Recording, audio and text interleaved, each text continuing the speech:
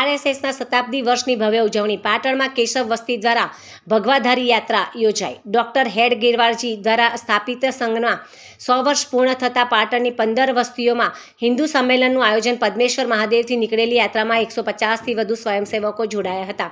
આવતીકાલે વિલાજ party plot ખાતે ભવ્ય હિન્દુ સંમેલન યોજાશે। રાષ્ટ્રીય સ્વયં સંઘના સ્થાપનાના 100 વર્ષ પૂર્ણ થઈ રહ્યા છે ત્યારે સમગ્ર દેશ સહિત પાટણ શહેરમાં પણ ઉત્સાહભેર ઉજવણી કરવામાં આવી રહી છે। આ શતાબ્દી વર્ષ નિમિત્તે પાટણ શહેરની વિવિધ 15 વસ્તીઓમાં હિન્દુ સંમેલનનું વિશેષ આયોજન કરવામાં આવ્યું છે, જે અંતર્ગત આજે કેશવ વસ્તી દ્વારા એક ભવ્ય અને શિસ્તબદ્ધ ભગવાધારી યાત્રા યોજવામાં આવી હતી। કેશવ હિન્દુ સંમેલનમાં માનમાં આયોજિત આ યાત્રાનો પ્રારંભ પદ્મેશ્વર મહાદેવ મંદિરથી શરૂ થયો હતો। ભગવા ધ્વજ અને રાષ્ટ્રભક્તિના નાદ સાથે નીકળેલી આ યાત્રામાં અંદાજિત 100થી 150 જેટલા સંઘના સ્વયંસેવકો જોડાયા હતા।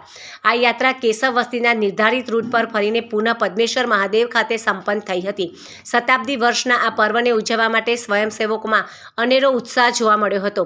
વસ્તી સ્તરે ચાલી રહેલા આ કાર્યક્રમના ભાગરૂપે આવતીકાલે પાટણના સામાજિક ગૌરવ સમાન એક ભવ્ય હિન્દુ સંમેલનનું પણ આયોજન કરવામાં આવ્યું છે। આ કાર્યક્રમ અંગે વિગતો આપતા યશપાલ સ્વામીએ જણાવ્યું હતું કે સંઘના 100 વર્ષની આ ઐતિહાસિક સફર અને હિન્દુ સમાજની એકતાના દર્શન કરાવવા માટે આ સંમેલન યોજાઈ રહ્યું છે। તેમણે તમામ હિન્દુ પ્રેમી જનતાને બહોળી સંખ્યામાં આ સંમેલનમાં પધારવા માટે આમંત્રણ પાઠવવામાં આવ્યું છે।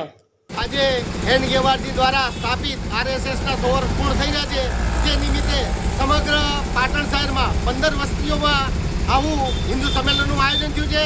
એ પૈકી અમારા આજે કેશવ હિન્દુ સંમેલનના માનને લઈ એક યાત્રાનું આયોજન કર્યું છે।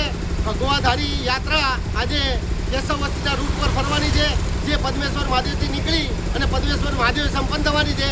અંદાજિત 100થી 150 જેવા સેવકોમાં યાત્રામાં જોડાયા છે અને આવતીકાલે અમારું ભવ્ય હિન્દુ સંમેલન વિલાજ પાર્ટી પ્લોટ ખાતે 4 વાગે રાખેલ છે। તો તમામ હિન્દુ પ્રેમી જનતાને આ પાર્ટી પ્લોટમાં આ હિન્દુ સંમેલનનો પધારવા ભાવભર્યું આમંત્રણ છે। જય શ્રી રામ।